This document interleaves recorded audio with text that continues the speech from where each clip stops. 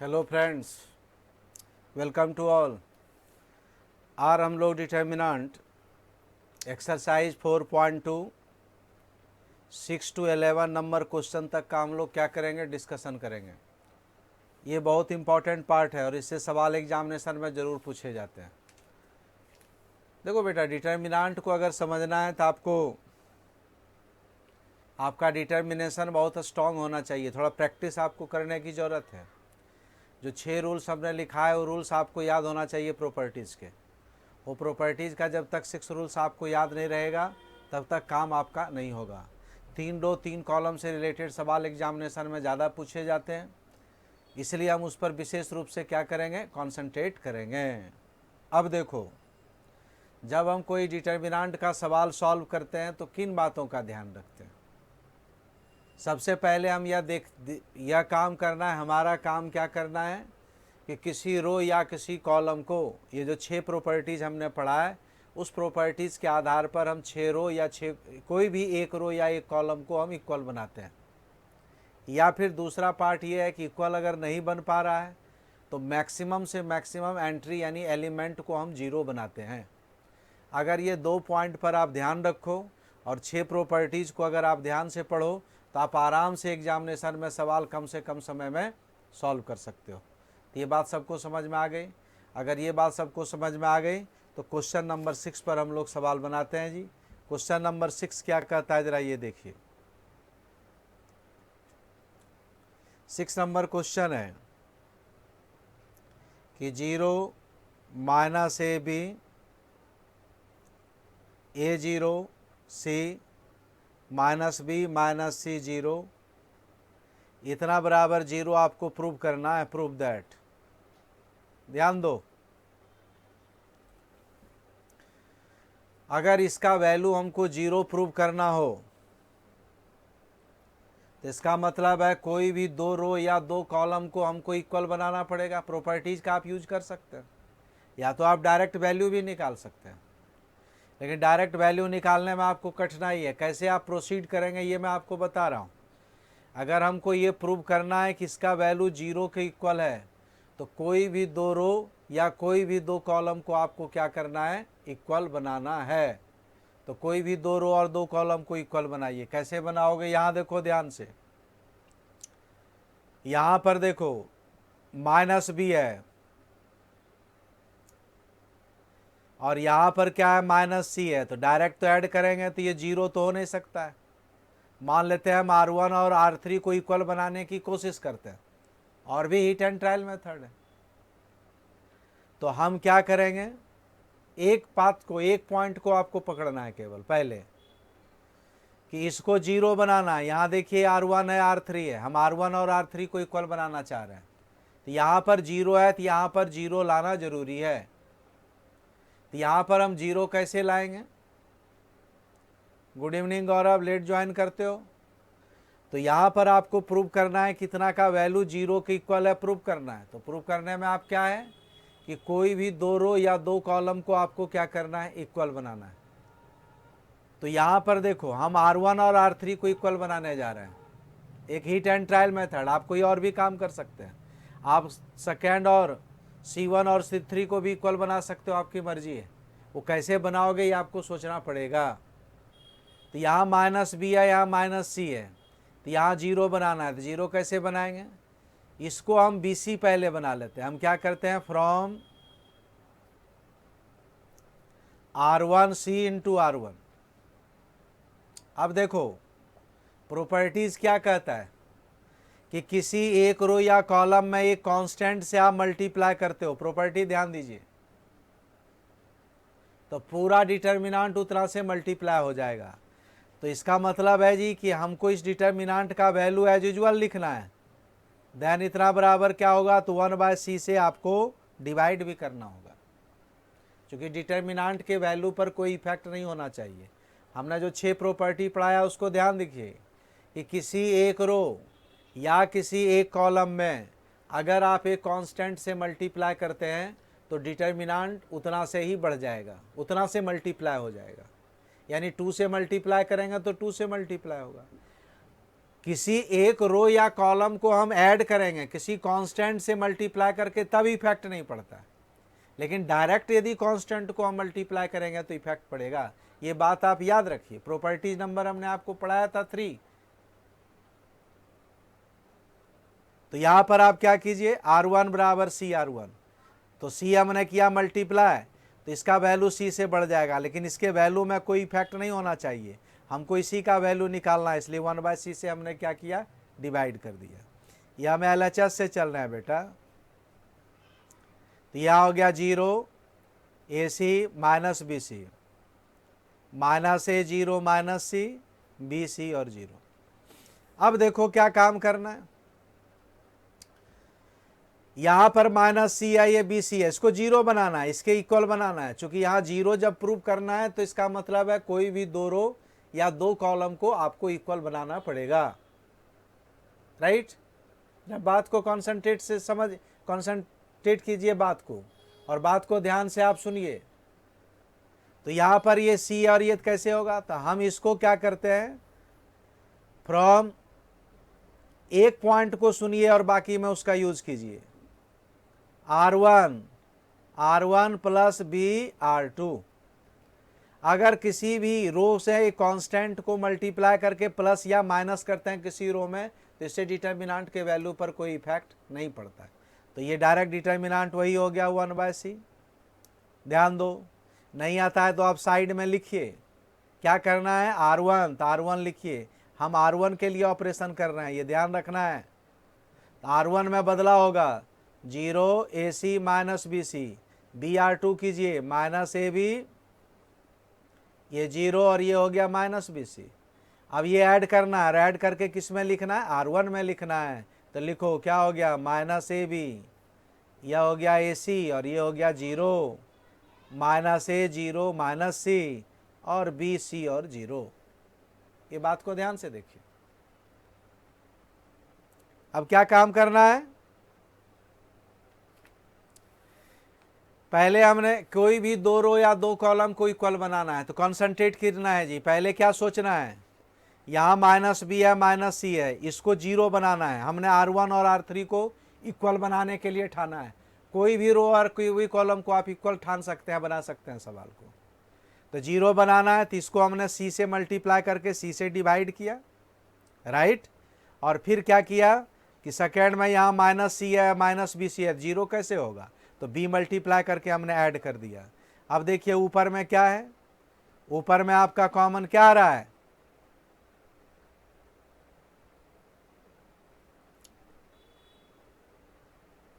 Minus करना है R1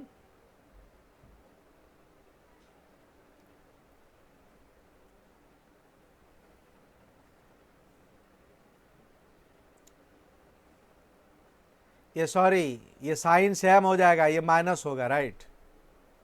minus करना है, ये प्लस AB AC तब 0 होगा। देखो दोनों का साइन सेम आएगा, तो साइन सेम है तो माइनस करना पड़ेगा तब 0 होगा।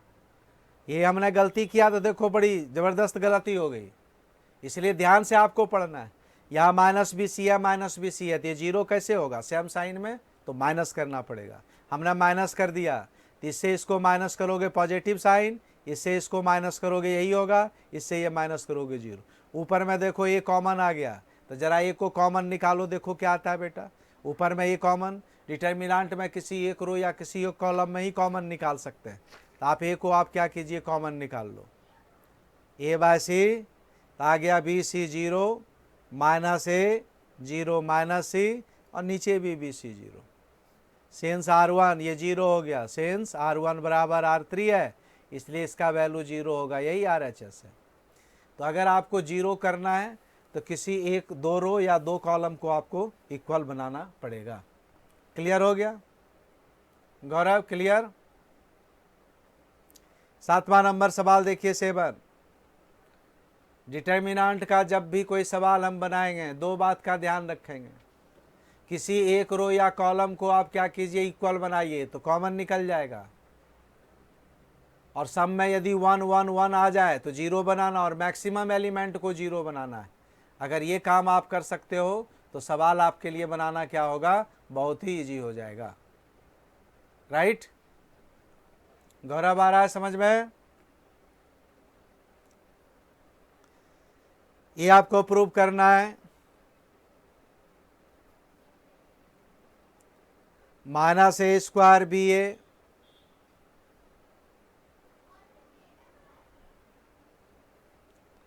ए सी इतना बराबर 4a square B square C square. आपके दिमाग में आता है संतोष? Very good. आपके दिमाग में एक बात आता है कि सर 3 रो 3 कॉलम का तो हम जानते हैं, डायरेक्ट इसको ब्रेक कर देंगे तो ये नहीं आएगा, आएगा, लेकिन इससे सवाल लंबा आपका बनेगा। तो थोड़ा जब हम क्या करते हैं, प्रॉपर्टी का इस्तेमाल करते हैं, तो सवाल बनाना हमारे लिए आसान हो जाता है, राइट। तो यहाँ पर आप देखिए ध्यान से, LHS से चलते हैं हम।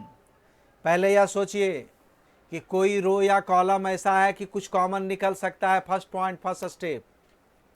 नहीं तो कोई रो या रो से रो को जोड़िए, कोई संख्या से मल्टीप्लाई करके प्लस माइनस आप इक्वल बनाने की कोशिश कीजिए, मैक्सिमम एलिमेंट को जीरो बनाने की कोशिश कीजिए। ऐसा करने से सलूशन आपके लिए आसान हो जाएगा। लेकिन वो 6 प्रॉपर्टीज आपको याद रखना बहुत ही ज़रूरी है। अगर ये 6 प्रॉपर्टीज आप याद नहीं रखेंगे तो दिक्कत है। देखो ऊपर वाले में ए कॉमन आ रहा है, आप कॉलम से भी चल सकते हैं। ए कॉमन आ रहा है, नीचे में बी है, सेकेंड और थर्ड में है, तो सब में से आप कॉमन एक एक करके निकाल दीजिए। ऊपर से अगर हम ए कॉमन निकाल दें तो क्या आएगा ए बी सी में?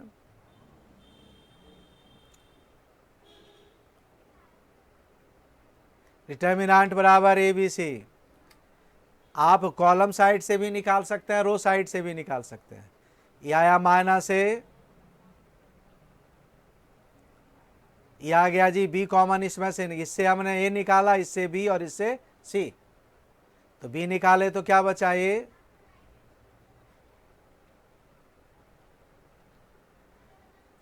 इससे हमने सी निकाला ए। फिर और काम हो सकता है, देख लो। आप देखिए कॉलम साइड से कॉमन है, कॉलम से कॉमन निकालो ए बी सी, तो आ जाएगा A B C into A B C, column से निकालिए तो क्या आ गया -1। ये सब लिखना जरूरी नहीं है, आप कॉलम डायरेक्ट निकाल सकते हैं।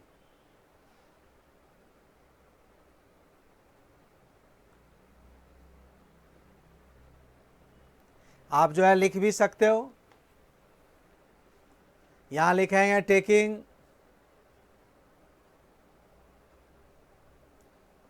Out factor C1, A from C1, C1 से A निकाला, B from C2 and C from C3। ऐसे आप लिख सकते हैं ताकि आप समझा सकें। यहाँ भी आप लिख सकते हो, यहाँ भी आप लिख सकते हैं। क्या लिख सकते हैं कि taking out factor A from R1, B from R2, C from R3, इसके लिए आप ऐसा लिख सकते हैं। Taking out factor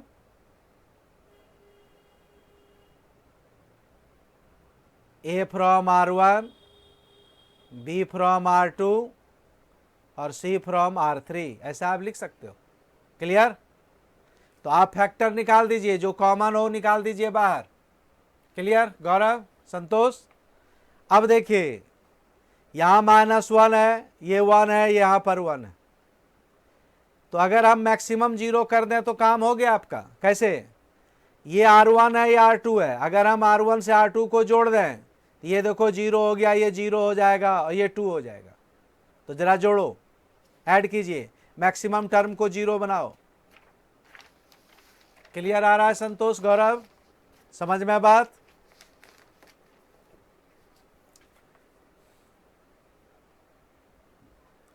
from R1, R1 plus R2, R1 plus R2 आप करोगे तो क्या होगा? ये square B square C square हो गया, A B C into A B C into A B C. ये क्या हो जाएगा? 0 0 2। ये केवल R1 के लिए है, -1 1 1 1 -1। बस यही दो टर्म जीरो हुआ, आगे करने की जरूरत नहीं है। ये जीरो हो गया, ये जीरो हो गया, तो केवल इसका ब्रेक होगा। 2 इंटू ये देखो कैसे प्लस माइनस प्लस, याद रखिए प्लस, और ये हो जाएगा 1 माइनस 1 1 और 1। कहोगे सर पूरा ब्रेक क्यों नहीं किए, तो 0 इंटू करोगे जीरो हो जाएगा, 0 इंटू करोगे जीरो आ गया। हमने फर्स्ट रो को लिया, 2 इंटू करोगे तो क्या आ गया, ए square B square C square 2, इसको ब्रेक कीजिए, 1 इंटू 1 माइनस माइनस 1, ये भी 2 हो गया, तो क्या हो गया 4a square B square C square. यही आपका RHS है। तो क्या सीखा कि मैक्सिमम टर्म को, मैक्सिमम एंट्री यानी एलिमेंट को जीरो बनाना है। इक्वल बनाइए, जीरो बनाइए। ये मैं बात बार बार बोल रहा हूँ कि डिटर्मिनेंट डिटर्मिनेशन से आएगा, आपको प्रैक्टिस करनी पड़ेगी फुल्ली, आपको सवाल बनाना पड़ेगा, और ऐसा सवाल बनाइए कि सब एग्जामिनेशन में आए तो शुरू से लास्ट तक आप बना दें, सोचने का जरूरत नहीं पड़े। सवाल एज यूजुअल यही उठ के एग्जामिनेशन में आ जाता है। क्लियर हो गया बात, आ गई बात समझ में। प्रॉपर्टी जरूर याद रखिए, ठीक है संतोष गौरव जी। क्वेश्चन नंबर 8 तो बहुत आसान है, 1 नंबर।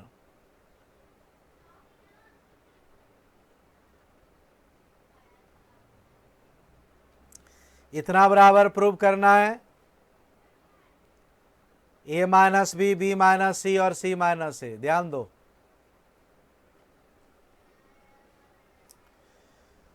अब जब सब में 1 1 1 है तो जीरो बनाना तो हमारे लिए बहुत ही आसान हो गया। ये दोनों को जीरो बना लो, क्योंकि कोई भी रो और कोई भी कॉलम को हम ब्रेक कर सकते हैं।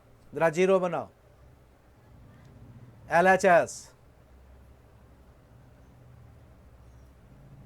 हम बना रहे हैं ये दोनों को जीरो। R1 से माइनस करते हैं R1 minus R3, and R2 से भी हम करते हैं R2 माइनस R3। जब 1 1 1 कॉलम में हो या रो में हो तो आपके लिए वरदान है। आप सोचो सवाल बन गया, और ये सब सवाल एग्जामिनेशन में पूछे जाते हैं, और बहुत आसान सवाल है, ज़्यादा कठिन क्वेश्चन नहीं है। क्लियर है। तो R1 से ही R3 दोनों में माइनस किए, ये ऑपरेशन R1 और R2 के लिए R3 पर कोई इफेक्ट नहीं पड़ेगा। तो जरा सा देखो क्या आता है, जरा देखो बंधु, ये zero, a minus C, A square minus C square, right. ये zero, b minus C, B square minus C square. R3 पर कोई इफेक्ट नहीं पड़ेगा, 1 c और c स्क्वायर। हो गया काम आपका। इतनी बात आप समझ गए सभी बच्चे। अब जरा देखो फर्स्ट रो में और भी थोड़ा काम आसान कर लो। जीरो है, a माइनस सी है, इसको ब्रेक कर दो, a minus C into A plus C. यहां तक आप लोग लिख लीजिए। जब 1 1 1 हो तो चिंता करने की जरूरत ही नहीं है। मैक्सिमम आप क्या कर सकते हैं कि जीरो बना के आप काम को अंजाम तक पहुंचा सकते हैं, राइट। तो ये कोशिश कीजिए।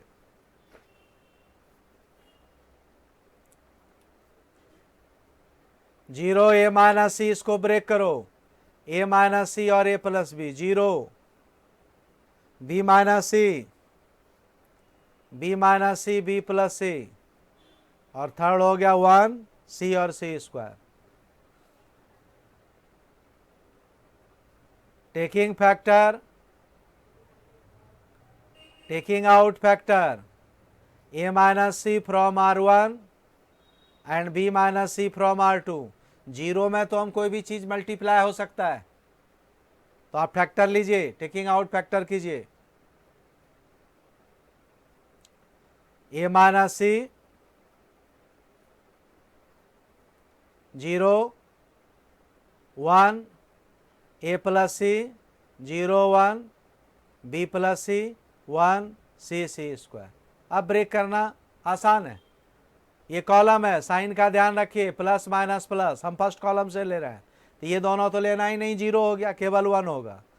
a minus C, B minus C into plus 1, plus लेंगे, ये क्या हो जाएगा 1 a plus C, 1 b plus C, right. ठीक है, हमने यूज किया first column, from first column लिख देता हूँ। हमने फर्स्ट कॉलम का मदद लिया है, उससे सवाल को बनाया। ए minus C B minus C into 1 है तो वही रह जाएगा। ये क्या हो गया, बी प्लस सी माइनस ए प्लस सी। सी से सी कट गया, क्या हो गया, ए minus C B minus C, और ये हो गया बी माइनस ए। लेकिन सवाल में ए माइनस बी है और सी माइनस ए है, तो दोनों से माइनस कॉमन ले लो, बाकी तो काम आप कर सकते हो। सी minus A B minus C, और ये क्या हो गया, ए माइनस बी। यहाँ भी -1 कॉमन ले लीजिए, माइनस कॉमन ले लो, ए सी माइनस ए बी माइनस सी, यहाँ भी -1 कॉमन ले लीजिए, यहाँ भी -1 है, प्लस हो गया तो क्या आ गया, ए माइनस बी माइनस सी और सी माइनस ए। यही आपका है RHS, प्रूव हो गया। तो क्लियर हो गया। अगर 1 हो तो 0 बनाना आसान है। तो 8 का सेकेंड में रो में है तो ये आप बना लोगे, 8 का सेकेंड आपके लिए है, ये आप जरूर सॉल्व कर लोगे। तो ये बात आपको समझ में आ गया। 1 रहे तो मैक्सिमम आपको क्या करना है, 0 करना है, और 0 के आधार पर वर्क करना है। क्लियर। अगर इतना पॉइंट आपको क्लियर हो गया तो फिर तो बात हो ही गई।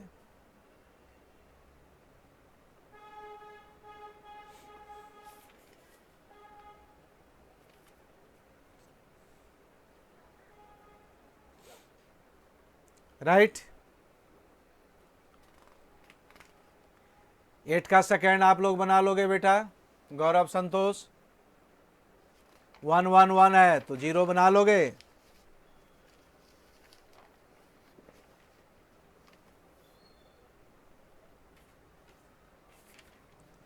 Question number 9, 8 second. अब ये डन हो गया, ये कर लोगे। 9 नंबर पॉइंट देखिए, क्वेश्चन नंबर 9। केवल मैं आपको बता रहा हूं कि कैसे आपको करना चाहिए।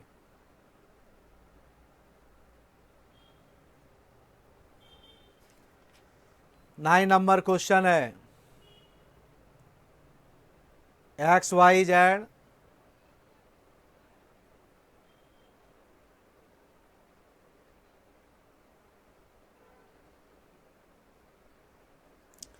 इतना बराबर आपको प्रूव करना है। मैं थोड़ा आपको हिंट दे देता हूं। XY ये आपको प्रूव करना है। हमेशा देखो कि क्या कुछ चीज कॉमन है, कॉमन तो नहीं आ रहा है, ना रो में मिल रहा है, ना ये इक्वल बना सकते हैं तो बना सकते हैं। यहाँ YZ है, यहाँ ZX है, XY है, तो फर्स्ट कॉलम में X मल्टीप्लाई कर दो फर्स्ट रो में, सेकेंड रो में आप Y कर दो, और थर्ड रो में Z कर दो, तो ये तीनों आपस में इक्वल हो जाएंगे। और तीनों आपस में अगर इक्वल हो गए तो कॉमन निकल जाएगा।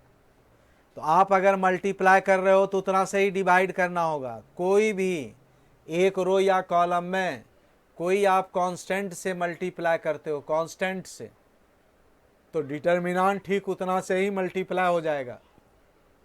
तो उसको हटाने के लिए क्या करना पड़ेगा, ठीक उतना से ही आपको डिवाइड करना पड़ेगा। तो आप क्या करेंगे,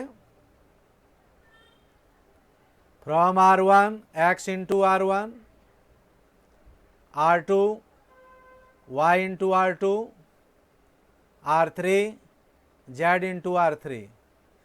डिटर्मिनेंट क्या हो गया, 1/XYZ। चूंकि जितना से करोगे उतना मल्टीप्लाई होगा तो उसी को हटाना पड़ेगा आपको, चूंकि हमको ओरिजिनल जो डिटर्मिनेंट है इसका वैल्यू निकालना है। ये हो गया आपका X² X3 XYZ, Y² Y3 XYZ, Z² Z3 XYZ। अब XYZ को कॉमन निकाल दो, कॉलम फर्स्ट से, कॉलम थर्ड से, सॉरी।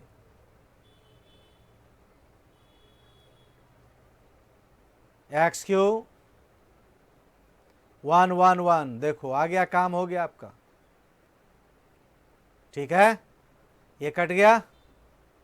अब मैं थोड़ा हिंट दे देता हूं, इस दोनों को जीरो बनाइए और थर्ड कॉलम से कर लोगे फ्रॉम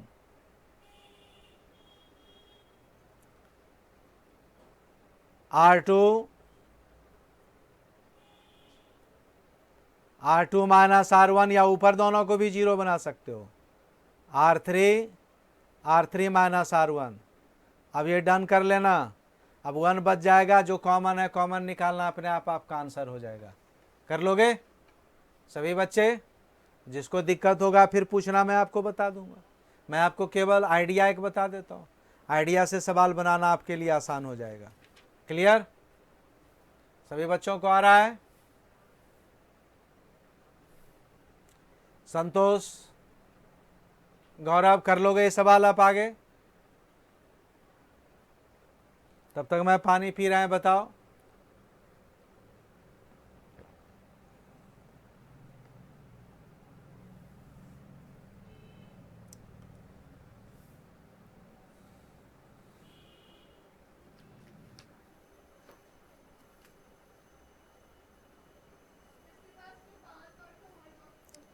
क्वेश्चन नंबर 10 का फर्स्ट देखिए।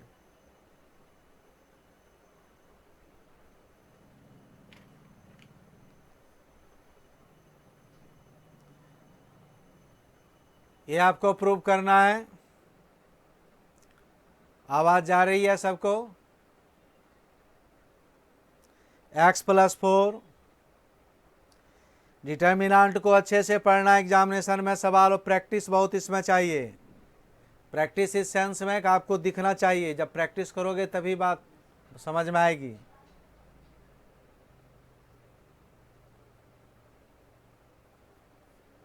बड़ी अच्छी बात है। इतना बराबर आपको क्या करना है प्रूव? 5x+4, सब देखिए 2 2 4, सबको ऐड कीजिए, ऊपर इक्वल होगा।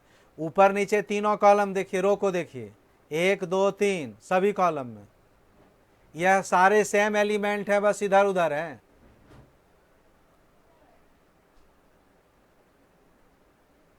ठीक है, तो सब में सेम एलिमेंट हो। देखो ये और यही एलिमेंट है सभी कॉलम में। आप कॉलम के हिसाब भी चल सकते हो, रो के हिसाब से भी चल सकते हो। तो यहां क्या करेंगे? From R1 plus R2 plus R3 क्या हो जाएगा? LHS बराबर 5x+4। ये क्रिया केवल ये ऑपरेशन R1 के लिए है। 5x+4, 5x+4, ये हो गया 2x, ये वही रहेगा। फिर ये हो गया 2x। तो जब भी आप तीनों रो को देखिए या कॉलम को, सेम एलिमेंट हो और इधर उधर हो रहा हो, इसका मतलब है तीनों को जोड़ देंगे तो पूरा एक रो या पूरा एक कॉलम इक्वल हो जाएगा।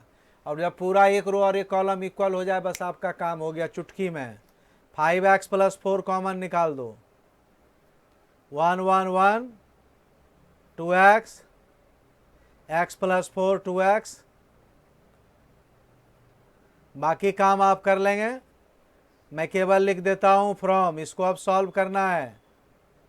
C2 minus C1, C3 minus C1 वही रहेगा, ये दोनों जीरो हो गया और आप सॉल्व कर लोगे, बस आपका आंसर हो जाएगा। यहां से आप आगे काम कर सकते हैं। राइट? 10 में भी वैसा ही है, 10 का फर्स्ट और सेकंड नंबर भी सवाल को आप ध्यान से देखिए। 10 का अगर सेकंड को आप देखेंगे ध्यान से, तो वही बातें लिखी हुई है जो टेक्निक हमने आपको बताया है कि y प्लस के y और y, देखो यही है सब में। तो आप क्या कीजिए, सबको जोड़ दीजिए, ऊपर वाला इक्वल हो गया, कॉमन निकालोगे, काम हो जाएगा। नहीं, 8 PM में क्लास नहीं होगी, कोई CA फाउंडेशन की क्लास नहीं होगी। 11 आप देखिए, 11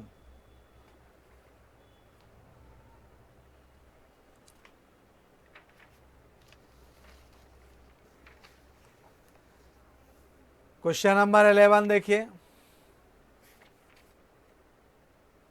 11 का मैं फर्स्ट बता रहा हूँ, सेकेंड भी वैसा ही है उसी रूल के हिसाब से। आपका यही ऑब्जेक्टिव होना चाहिए, किसी एक रो या कॉलम को आप इक्वल बना सकते हैं तो पहले बनाओ, बन गया तो कॉमन हो गया। ये संभव नहीं है तो आप कोई नंबर को रो या कॉलम में मल्टीप्लाई करके उस तरह से मैक्सिमम एलिमेंट को जीरो बनाइए और सॉल्व कीजिए। ये बड़ा इंपॉर्टेंट पार्ट है।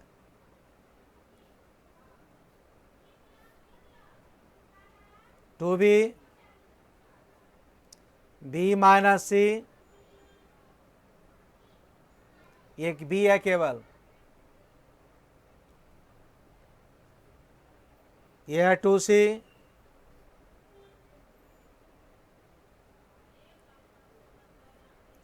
इतना बराबर प्रूव करना है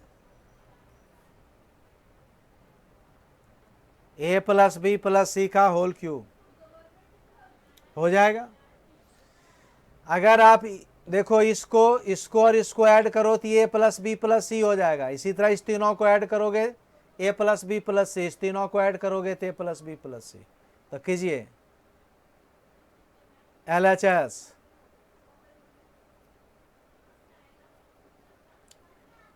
from R1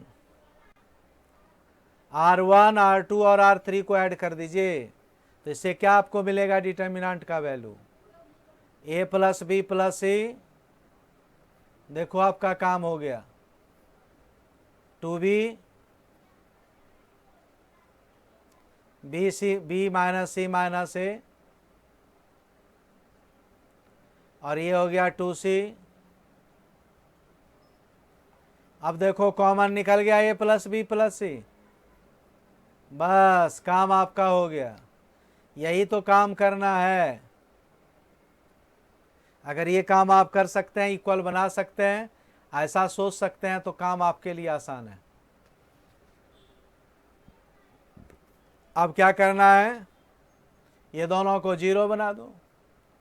from C2 minus C1 and C3 minus C1। C1 पर कोई इफेक्ट नहीं पड़ेगा, ये वही रहेगा, ये जीरो बाकी जो माइनस। अब 2 जीरो हो गया तो फिर आसानी से आप सॉल्व कर सकते हैं।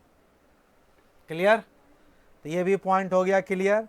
सेम ऐसा ही 11 का 2 नंबर क्वेश्चन है, तो 11 का 2 भी वैसा ही बना लोगे। 12 वगैरह भी आसान है। तो बाकी अब आप करेंगे। एक आध क्वेश्चन अगर कोई पूछने का होगा तो अगले क्लास में हम उसको डिस्कस कर देंगे, ठीक है। और अगले क्लास में हम लोग 4.3, ठीक है, कौन स्टार्ट करेंगे 4.3, जो आपका एक्सरसाइज है उसका पहले कॉन्सेप्ट को समझेंगे। एरिया ऑफ ट्रायंगल कैसे निकाला जाता है उसके बारे में डिस्कस करेंगे और आगे काम करेंगे। आज के लिए बस इतना ही जितना सवाल हम बताएं, इतना सवाल पर आप विशेष लोग ध्यान देंगे और इतना काम करके आप लाएंगे, ठीक है। 11 का सेकेंड भी उसी तरह बन जाएगा। 12 भी आसान है। इसमें 13 और 14 नंबर जो सवाल है वो आपको परेशानी होगी। अगले क्लास में हम 4.2 का 13 एंड 14 आपका सवाल सॉल्व करेंगे। 15 भी देख लेंगे, 16 भी देख लेंगे। फिर एरिया ऑफ ट्रायंगल का इस्तेमाल करेंगे, एरिया ऑफ ट्रायंगल कैसे निकाला जाता है, इन सब बातों का काम करेंगे, ठीक है। थैंक यू, वेलकम सबको। आज के क्लास के लिए बस इतना ही। Thank you.